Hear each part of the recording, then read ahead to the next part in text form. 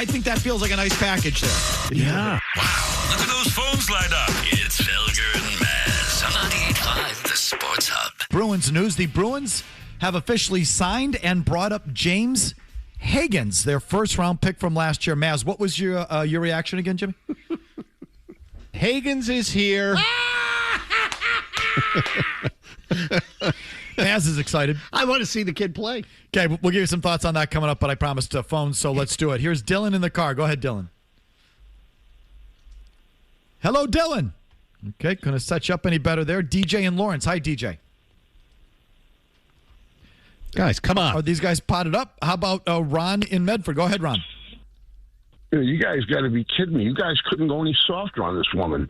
I mean, this woman's literally giving up her ass to have input in what the Patriots are doing. I mean, you got to be kidding. Maybe destroying a marriage in the meantime. Is that any different than what the Celtics reporters do to that team every day?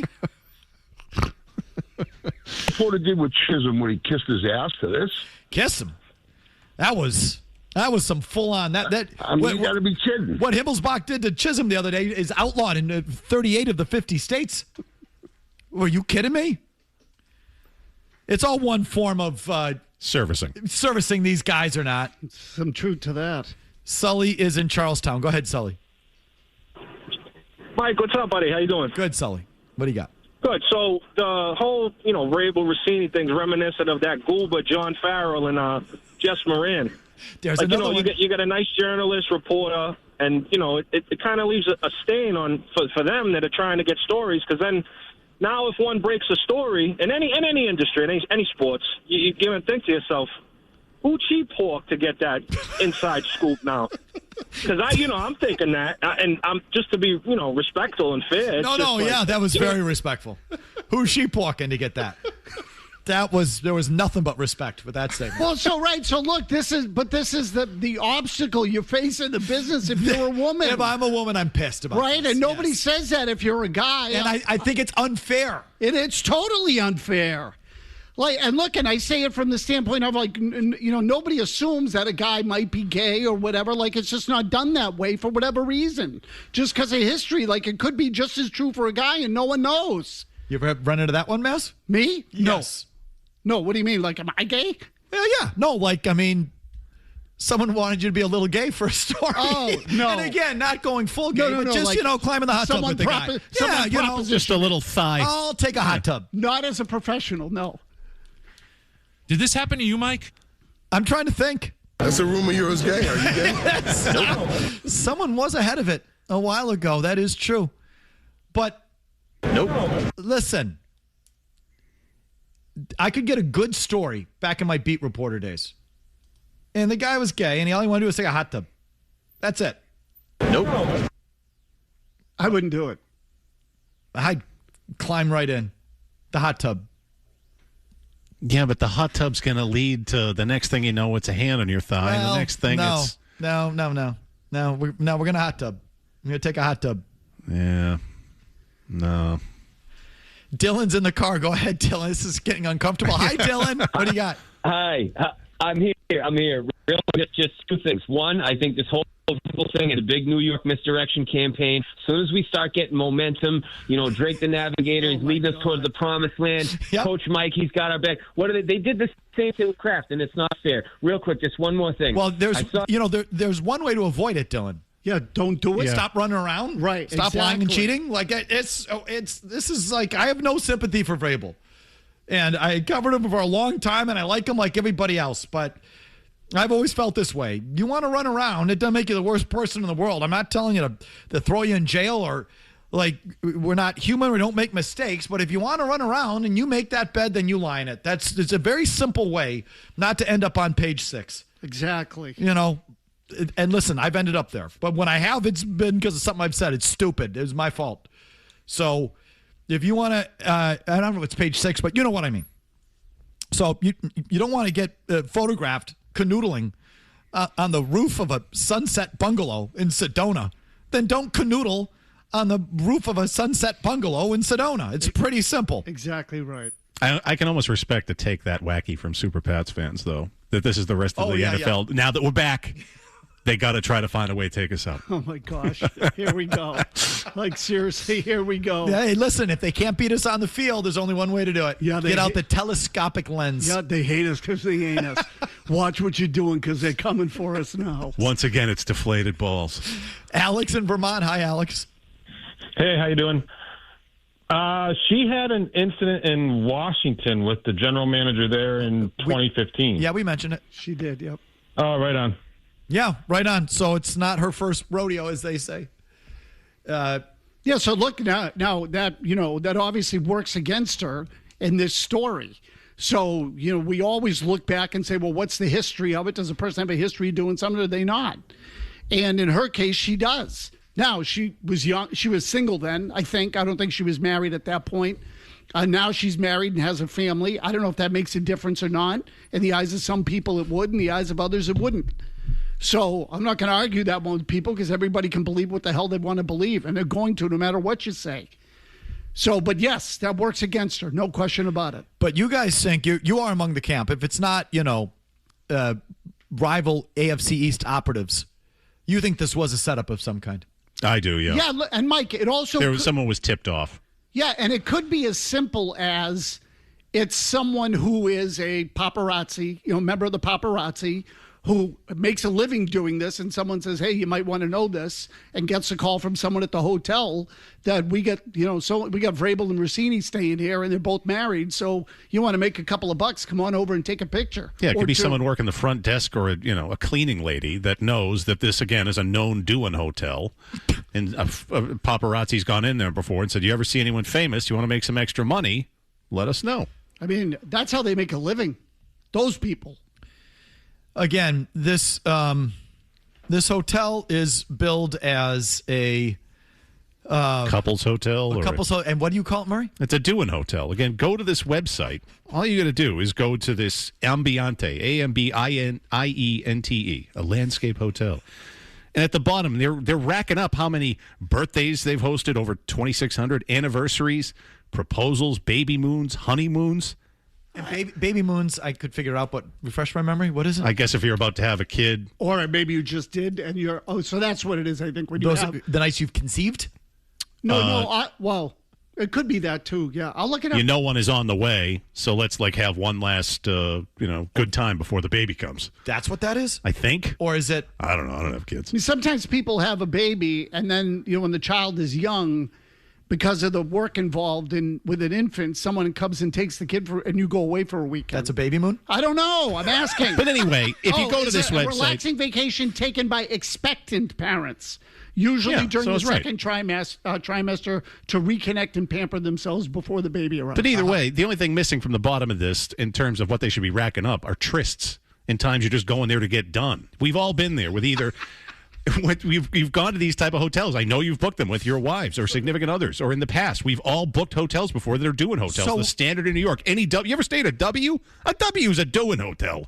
Are you implying Mike Vrabel did not drive 4 hours round trip through the desert to hang out with a bunch of girls on a hike? Correct. Yes, I am. No.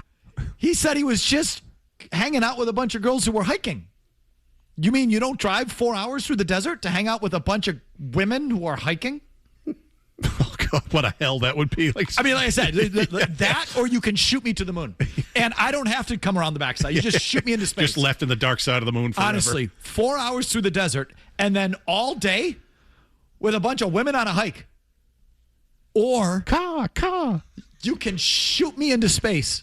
Can you believe how many bugs there are out there while we were hiking? Oh, my feet are killing me. Oh, yeah, no. Let me spend 2 hours there, 2 hours on the way back. That's why he went. That's a believable one, Mike. Yeah, right. I would have come up with a better one than that.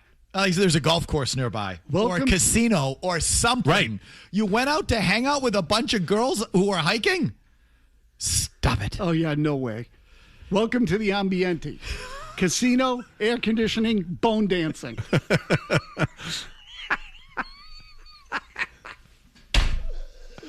Rooms available. This team, I'm telling you, they just can't keep it in their pants, can they?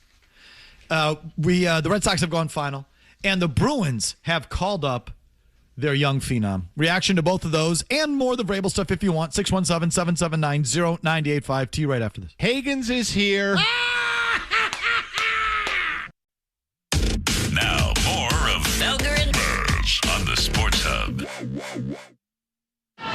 Nobody aboard and 2 down in the top of the 9th inning. And a high fly ball to center. That should wrap it up. Cedar Rafaela in. He makes the play, and the Red Sox have won it. And they have taken their first series of the season as they knock off Milwaukee by a final score of 5-0. More good starting pitching, this time on a Sonny Gray today. Well, it was a struggle early on, there's no question about it, but you end this little homestand on a good note, winning a couple games in your first series of the year, and it's all you can really do. You can't worry about the past, you worry about this weekend, you go into St. Louis and try to win another series. Offense did enough, pitching was really good last couple nights. Red Sox take 2 of 3 from the Brew Crew. Mazz, what stood out today? So Sonny Gray, I would say, is the big one, and the way they generated the first 3 runs, but I'll give them to you in that order. Sonny Gray pitched well at the beginning and end of the homestand. So they've won 2 games behind Crochet, 2 games behind Gray now. I thought, based on what I saw during the show here while we were on the air, Gray looked pretty good in this game. So I thought he was good. And the bigger story really is probably the way they scored runs. I mean, they had a 3-run inning in which they hit 1 ball, I believe, out of the infield. Well, let me give it to you. Bottom of the 3rd, it's scoreless. And I think what started it all is they actually laid down a sacrifice bunt that turned into a single. So they lead off the 3rd again, scoreless. I think only one of the runners had reached base. Rafaela singled to left, and then Kiner Falefa came up and laid down a bunt. And it wasn't bunting for a single, if my memory serves. It was just a really good bunt that Sanchez, the catcher, then kind of threw away. He missed the first baseman. And that put runners on first and second, nobody out. And the Brewers started this rookie pitcher, Drohan, who you had sent to them as part of the Durbin trade. So there's an interesting sidelight there that I'll get back to. But this was a young pitcher. Well, he's not that young. He's 27. But he was making his major league debut. And now there's runners on first and second, and he got a little rattled. The next batter, Roman Anthony, grounded out to first, so he moved the runners. It was a productive out. Mm-hmm. Then there was a walk that loaded the bases. Then Contreras walked to bring in a run. Then there was an infield single that brought in another run, and then there was a sacrifice fly to right. And the next thing you know, there's 3 runs on the board, and you kind of scored them in the Brewers fashion. Walk, infield single, sacrifice. That's how you scored your 3 runs. Yeah, totally. It was a complete, manufactured inning. I think it all started with that bunt. It did. It did. It totally did. And this is sort of the lesson in it. And by the way, this is how they're going to have to play, because they don't have thunder in the middle of the batting order. You know, they have a couple of guys who have some power, but they don't have thunder the way like the Yankees do. So they're going to have to put the ball in play, make the other team make some plays, run the bases smartly and aggressively, and then, pitch and play defense. So last night's game was 3-2. This one, the opposition didn't score. This might have been, I would say, could have been their cleanest game of the year. No errors. 7 hits, but I don't know how many extra base hits they had. They didn't hit any home runs, I don't think. How many times did they strike out? Let me give it to you in a second, Mazz. Okay. Stand by, please. 6 strikeouts, which for them is low. Okay, so more hits than strikeouts. 6 strikeouts, no extra base hits, unless I'm missing it. I don't think they had an extra base hit. So they had 7 hits, all singles, only 6 strikeouts. The sacrifice got the inning going where they scored the 3 runs. They stole a base, and no errors. Clean. There you go. Yeah, clean. And that's how they're going to have to play. Yeah. Now, can you win a championship doing that? Thank you, Jimmy. They drew 8 walks. There you go. Yeah. So my thing would be I don't think you can win a championship doing this, but you can beat a lot of teams doing this. And this is kind of what they've built. So you have to start here and then see if you can fill in some of the pieces, whether it's now in the future or whatever. But 4-8 is better than 3-8. Yeah, 3-9. 2-10. This is this was a big swing game. I would say the last 2. They just won 2 games in less than 24 hours. Yeah, and Crochet did his job last night. That was shaping up. That was a good game early on. It was great, fun pitchers duel. The last 2 games, young Brewer pitchers just ran out of gas. They lost the plate and couldn't regain it, and they had the pitching depth to overcome it. So, yeah, you really won it on starting pitching the last 2 nights. But it was interesting the Brewers started this Drohan today. That was the 3rd piece they got from you for Caleb Durbin. So we've talked a lot about the Kyle Harrison kid, who's off to a good start for the Brewers, already 1-0 with a 2.6 ERA. Hamilton, you've seen all weekend, looks like, he's a factor for the Brewers. He's a factor in that win the other night. And then they threw this Strohan. It was his first major league appearance. And I think the Brewers might have been trying to shove it in your face a little bit. Like, if this had gone the other way and this Strohan looked good and the Brewers had won, you come out of this one saying, boy, did you get pantsed on that deal. They're running around with Harrison, Strohan, and Dave Hamilton, and you're stuck with this Durbin kid hitting 111 on the season, which is what he's hitting on the season.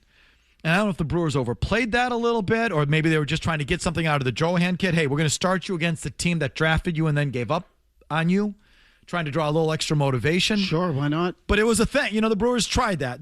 They threw that out there, and it kind of blew up in their face because the kid wasn't ready. As soon as he lost the plate, he lost the plate.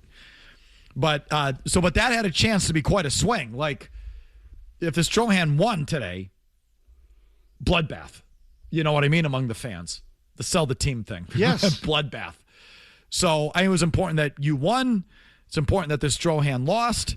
And we'll see where it goes from here. I still don't believe in the Red Sox having a great ceiling. But as you said, 4-8 sure beats 3-9. And now you've won your first series. And here you go. Schedule softens if you care. Now I think it's St. Louis and Minnesota. Correct, yeah. You got it. Two teams are in complete rebuild mode. Yep. So you're getting some lambs. And if you want to climb back into it, now's the time to climb back into it. Yeah, fight your way back to 500. So it's going to take a few series, but if you can win the next couple, then you're within a couple of games. So, look, they're not dead. The question is, what are they going to be? And, in the bigger picture. But you take them one at a time, as the saying goes, corny as and stupid as that is. Anything else on today? I would say no. No, I think, again, I would say it was, based on what I saw, it was their cleanest game of the year. Just trying to look. Did anybody have more than one hit in this game? Rafael had 2. Abreu was 2 for 4. But again, unless I'm missing it, forgive me if the game was on it, and I think I'm reading the box score, right? I don't think they had a single extra base hit. So that's that's kind of a template. Are you ready for it, Boston? Like, there's not many Red Sox teams in your lifetime, in anyone's lifetime, that plays this way.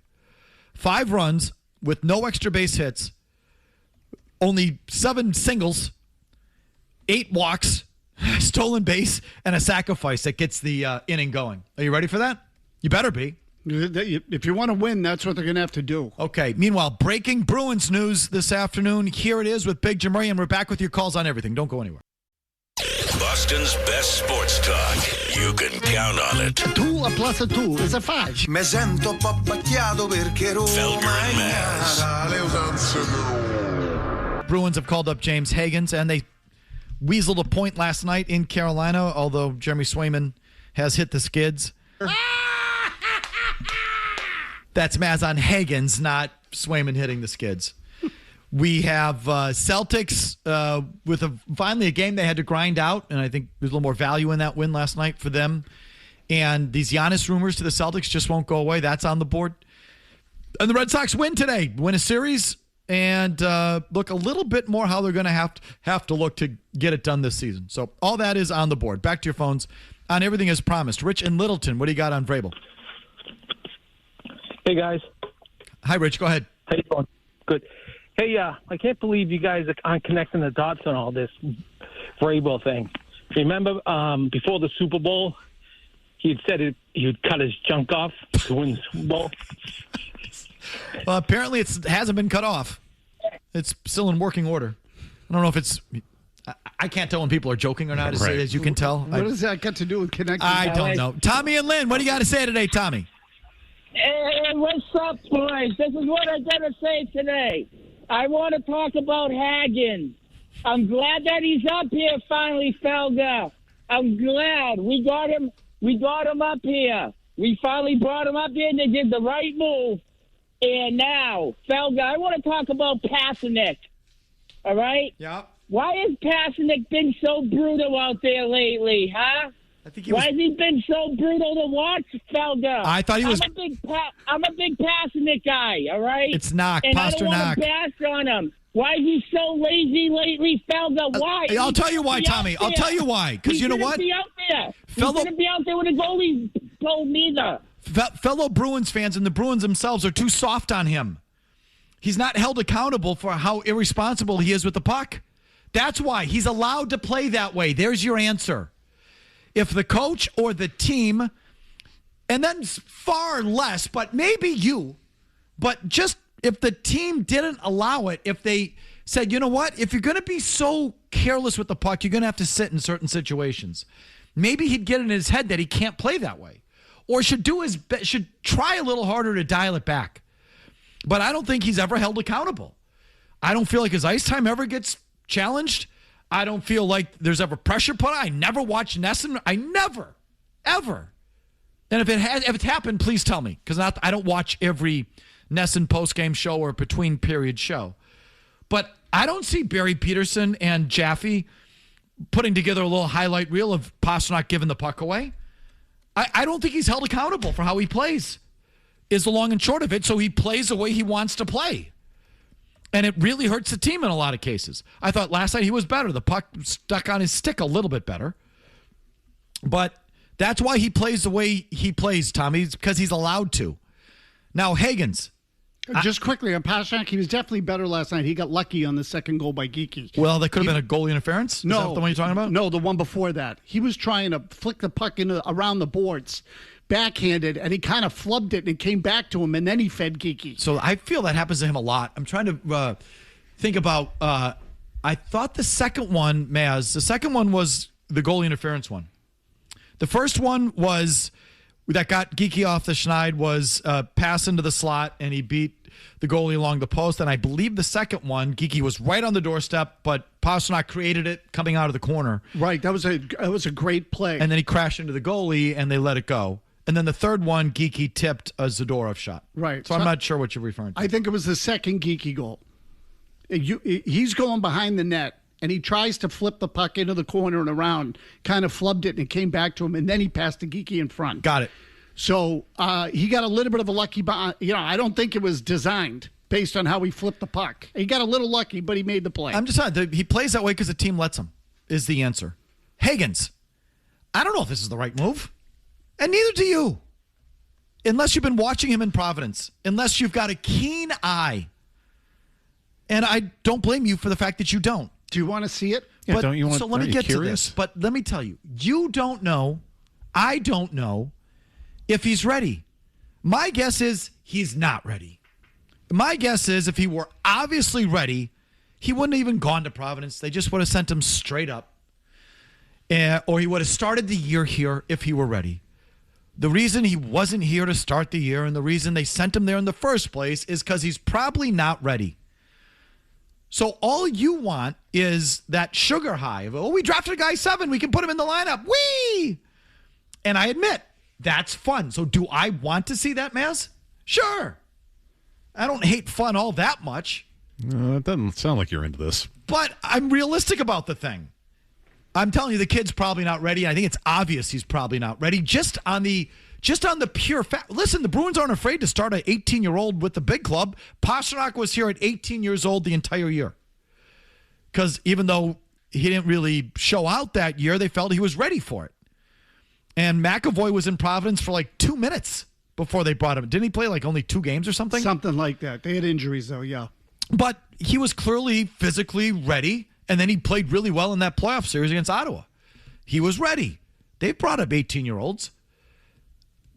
They took their time with this kid because he's probably not ready. And I don't need to, like, it's just so easy to say, yeah, put him in there. But what if he's not close to being ready? Like, what good is that? Because to me, you at least... it's fun to see. But it's going to be fun to see what happens. But if you can get over, like, just wanted that little thing, he might not be ready. Yeah, I can't get over that little thing.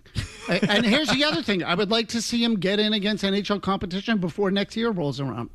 That's a big one for me. I believe in that. Like, get a guy up at the end of the year. He was the 7th pick. Now, he might be too small. All that might be true. He had 4 points in his 6 games down there. But in retrospect... I think most of them were on the power play. Okay, but they could use that because their power play blows. Well, listen, their issue is they can't gain the zone and set up half the time. You see that power play at the end of the third period? The second one? Oh, my God. At the end of the game. I'm glad you just brought this up. So they tie it up. Yeah. 5-5. And then they get a power play with like 3 minutes left. Did you see this thing? Just of the puck going the other way, Bruins players reaching for it with their stick. That thing was a comedy of errors. I mean, people just think about the power play when you're set up in the zone, you can't score. No. A big part of the power play is gaining the zone and getting set up in the first place. The Bruins cannot do it most nights. Cannot do it. They blow at it. So I don't know what Hagens is going to do there. But go ahead. Here comes Hagens. He was drafted 7 overall. I hear that all the time, too. So what? Zach Hamill was 8th. He couldn't play. I'll give you any number of guys who were drafted 7 who objectively suck.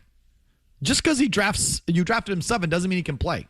I also think in retrospect, this thing was a bag job. That he agreed to go down for a short period of time with the understanding they were going to bring him up. I agree. There's no compelling reason based on how he played to bring him up. Yeah. He's not producing 5-on-5. They've kind of solidified that playoff spot. They just scored 5 goals last night. Like all of a sudden you have to have it? No, I think it was in the bag. I think you're right now. Yeah, I think it was part of the deal. My guess is that they had made it clear from the time he got drafted they wanted to play by the end of the year so that he burned his first year and could get to free agency quicker. And the Bruins were probably didn't put up much of a fight because these kids now in that league have more power than ever to put the squeeze on teams and get to the NHL. So he might be early. I still want to see him. Jason in Brooklyn on Vrabel. Yes, Jason.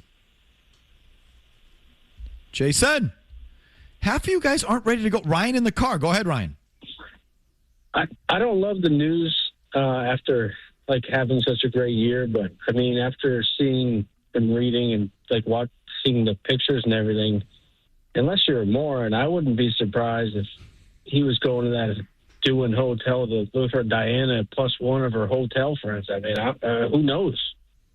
So you think it was a little threesome action? Trio. It was multiples. Hello? Caller? Oh, you think he's on hold now? No, that's Jason in Brooklyn. Are you there, Jason? No. So I don't know where you get the threesome from, but imagination. This I do believe. The man is not driving 4 hours through the desert to hang out with a bunch of girlfriends who are on a hiking trip. No way. Just because he wants to hang out by the pool with the girls who are on a hiking trip. That's the one that makes zero. He had to come up with a better one than that.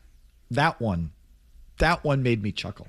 Because nothing more that I want to do than drive 4 hours through the desert to hang out with the friends. Because Lord knows, those friends are... Oh, what a nightmare that would be. After a day, oh my God, that hike was so hot. And the bugs, the bugs. Mike, you should have saw the bugs. And there is these scary lizards and snakes and everything else. Yeah, tell me more. I don't know. What should I get? I don't know. I'd like to get a margarita, but should I get rocks or salt? I don't know. Can you tell me what kind of a margarita I can... For 8 hours? Do you have mimosas or do you have Bellinis? I was maybe thinking of peach Bellini. Do you want some peach Bellini, girls? Or do you want to do margs? Do we want to do margs? Do you want to get spicy margs? Do they do the salt on the rim? Oh, let me drive 2 hours there for that and then 2 hours on the way back.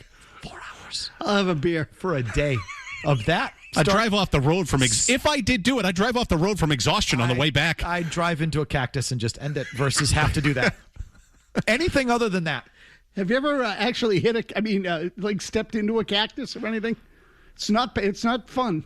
I can't imagine that it is. It's spiky. It is. I did it on the golf course. It's not fun. This is another Mazz aside. We have to now flush out a little bit. Well, since you mentioned it, I thought I'd slip it in. All I'm saying is the man did not drive 4 hours round trip through the desert to hang out with the gals. That's not. So you're a football coach? Have you met Patrick Mahomes? What's he like? Have you met Gronk? Gronk's so handsome. Were you like Gronk when you played? Didn't you catch touchdowns? Oh, I'd want to be around that all day. Oh, my God. Long commercial-free segment comes your way next. I want to get to the gossip first. Everything you said is right. Felger Maz, the Sports Zone. Kind of Falefa dropping down a bunt. Then Milwaukee baseball to capture throws offline. And a great play there just to make sure that didn't get by. Sometimes you get rewarded by playing the game the right way. We talked about it the other day with the Brewers. This is an absolutely beautiful bunt. He deadens this thing, makes Sanchez go all the way. And again, Renifo's in. He's looking for it. Sometimes it doesn't matter. Put the pressure on the defense. Bases loaded and the 3-2. And inside ball 4, and the Red Sox have the lead. That'll force in Cedar Rafaela. Contreras continues to get it done. That'll be his 5th RBI, and the Red Sox lead at 1-0. That'll skip off of Hamilton right to the shortstop. Throw to first. Not in time, and a run scores. Well, he hits this ball hard, doesn't he? Right to Hamilton, who tries to pick it. Just couldn't come up with it. Ortiz tried to make this play, but this is the progression of Wilyer Abreu just against the lefty, hitting the ball hard. Not going to get him. RBI single, and now Trevor Story swinging a high, twisting fly into right field. Coming on, Frelick. Coming on, he'll make the catch. Tagging up, here comes the runner. And another one is in. Monasterio will score. 3-0. 7 hits, all singles. No extra base hits on the day. 8 walks. They scored 3 in the, whatever that was, the third to break it open on the benefit and the back of, well, it really got started with a sacrifice bunt that turned into a single that led to the Brewers rookie pitcher kind of imploding. That's it. There it is. Can they do that? Can they maintain that? Can they be that kind of team? I mean, if you want to look at the last few games, they had the lead against the Padres 4-0, and they blew the game. The game they lost against the Brewers, they were up 3-0 and blew that game. So, had they just done what they were supposed to do, which is catch the ball, throw the ball, et cetera, and they could have, what would that be now? 6 wins. I mean, if they just, you're up 3-0, 4-0, you're expected to win those games, and they imploded. So, but the problem is going to be whether or not they can do it consistently. I don't believe in their defense, and I'm not sure I believe in the rotation 1 to 5. So we'll see how that shakes out. They're probably not going to score a lot, and I'm not sure they're going to catch it a lot. Back to your phones on everything. Andrew and Winthrop on the James Hagens signing by the Bruins today. Yes, Andrew. Hi. I like to think that Mako has done more for this team than anybody else this year. Right? Remember where we were. Okay. Mako didn't want Hagens up. Sweeney wanted him up all the time. I think it's a bad move. I think they should have called up Portress. I mean, Hagens could really use some time in the minors. And let's not forget what school he went to. Go Terriers. Thank you. So I'm taking my BC bias out of it. Honestly, it's a fan thing. You drafted him 7. Let's see him. Start the quarterback right away. Bring the kid up. Put him in there. It's just a knee-jerk fan thing. Because it's fun. Like, I get it. I don't care for fun myself, but I can recognize that you can have fun with that approach. I get it. But more often than not, the guys aren't ready.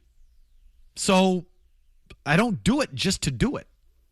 And I wonder if the Bruins are doing it just to do it, or they gave Hagens their word he'd get up here, burn the year, and they waited for so long because he wasn't ready, but they have now that the playoffs are kind of secured, we'll throw him in there.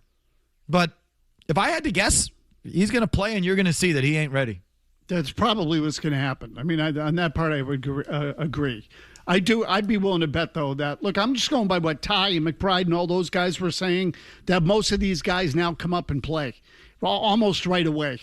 And so, this is what the players are demanding. And Ty remembers the names, and I'm sure Kevin Majori might remember, too. And I'm sorry, Mazz. They're doing that because of the business part of it. That the players and their agents are insisting on this. Right. And the teams are giving in. It's not necessarily that they're quote-unquote ready. No, correct. Yeah, so. Yeah, no, the players are pushing the envelope. There were a couple of guys that Ty was saying, I don't remember the names, I was saying maybe Majori does.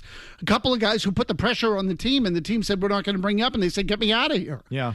And they start issuing ultimatums. So the players have more power now. They want to play, so bring them up. Here's DJ and Lawrence on Vrabel. Yes, DJ.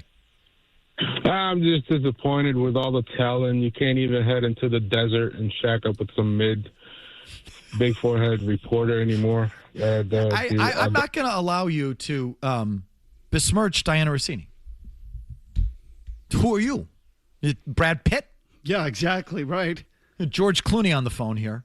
Like, who are you to diminish someone else's looks? They're saying if I had to guess, you run about 280 and lacking hair would be my guess. Yeah, he's got cactus for hair. I love it. When we sit around, go, she's not that hot. Yeah, okay. Burt Reynolds over there. Joe in the car on James Hagens. Yes, Joe. There's a couple things. I'm not sure why I went Burt Reynolds. I was just trying to think of a sex symbol. Yeah, Yeah, I would have gone again, Brad Pitt would have been fine. Joe in the car. Go ahead, Joe. Clooney. You're good. Yeah, she's beautiful. Anywho, Hagens, could he not be another Tyler Seguin coming in, helping out the team? Swayman, it's kind of a little iffy on him. And then how come the Red Sox and the Celtics with the same old story? They just get repetitive, talked about over and over, the same old story. Okay, again, Stephen Wright on the phone on line 2. Go ahead, Jim. I'm really excited about the Bruins bringing up James Hagens. He seems like he could be fast like Tyler Seguin. Just not a lot of energy from that caller. It's very much like Stephen Wright. Wow. Okay, so here's another reason I'm leery of James Hagens. And it's nothing to do with him. It's not his fault. I don't know if we've fully been satisfied with any top 10 pick maybe they've ever had. And again, I'm hesitating because maybe I'm missing some. But let me just give you their last however many top 10 picks. I'll just go back through history and stop when we go too far back. This should be pretty good, actually. Go. The last time they had a top 10 pick was 2011, Doug Hamilton. No. Nope. I do not feel good about him as a top 10 pick. The year before, Tyler Seguin. Number 2 overall. That's a hit. No. I mean, so listen, I didn't say hit or miss. I didn't say bust. I just said, yeah, we got that guy. I never felt that way about Seguin. They threw him in there the Cup year, and he contributed one game. They got Tampa shot out of hell in Game 2 of that East Final against Tampa. 6-5. And then other than that, he kind of receded. But overall, he's had a good career. You want to talk about someone likes doing on the doing scale? Yeah, he was more prolific off the ice than on the ice. Sorry, Tyler Seguin. Nope. If I have the number 2 overall pick, I want more than Tyler Seguin. Before that, Zach Hamill. No, God, no. Before that, Phil Kessel. No. Yeah. Well, no. He was okay here. But he was okay here. Yeah. And then you flipped him for a great return, which brought you Seguin and Doug Hamilton. Yeah. I'm sorry, no. If I'm drafting, Kessel was 5 overall. No. How many goals did Kessel score in his career? Don't have it in front of me. He had multiple 30-goal seasons here. Neat. See, but some of the way just quickly. I want champions. I know, you want everyone to be Gretzky or Sidney Crosby. No. Champions. Okay, but Phil Kessel won championships. Multiples. 3. Yeah, once he started attaching himself to Sidney Crosby's sack. Okay, but why does everybody have to be Sidney Crosby? You don't have to be Sidney Crosby. Can you be Patrice Bergeron? Can you just get a good player? I hated Phil Kessel. Okay, but again, 400 goals in the league. Year 2000, you're the 7th overall pick. Does anyone remember the name Lars Jonsson? No. Defenseman, I think, wasn't he? No. Well, then maybe you do, Mazz, because he was a defenseman. Joe Thornton. Yeah, that is good. That's a good, Out. Bust. Okay, see, so if you're going to throw them all out, what's the point? He's not a bust, but he never won. Okay, but how much of that is the Bruins' fault? Not because he went to San Jose and won exactly the same amount as he won in Boston. Okay, but he's again, a Hall of Famer, though. Donkey do. But he's one of the great losers in the history of pro sports. So you don't want to pick in the top 10? I don't want a loser. You don't want to pick in the top 10? I'm just telling you, none of these guys juice me. Sergei Samsonov was the 8th overall pick that year. Oh, no. I almost liked him better than Joe. Oh, come on. The year before that, we got to juice you. They had the 8th overall pick. Jonathan Aitken, anyone? No. The year before that, the 9th overall pick, Kyle McLaren. No. I liked him, but he was okay. He's higher on this list than most of you would have. Glenn Wesley, number 3 overall in 1987. Solid player. He was pretty good. No, I loved his work on the backhand with the net wide open in that overtime against Edmonton. So there was that. Remember that one? Oh, of course. It's his most famous play as a Bruin. The only one I remember. He's a decent player, though. This is like me with quarterbacks. Yeah, it is. Yeah, that's a good analogy. Gord Kluzak in 82, not his fault. Listen to the tone. I don't like any of these guys. Okay, here's one. Fine. Ray Bork. 1979, 8th overall, Ray Bork. Yep. Could go back 50 years. I don't know. You feel good about Phil Kessel? You would do that all over again and take Phil effing Kessel? Okay, but again. That fat dump? Okay, but I'm not telling you I like the player. He was a legit NHL player for a long time. He scored over 400 goals, and Sagan has almost 400. You can have Sagan and Kessel.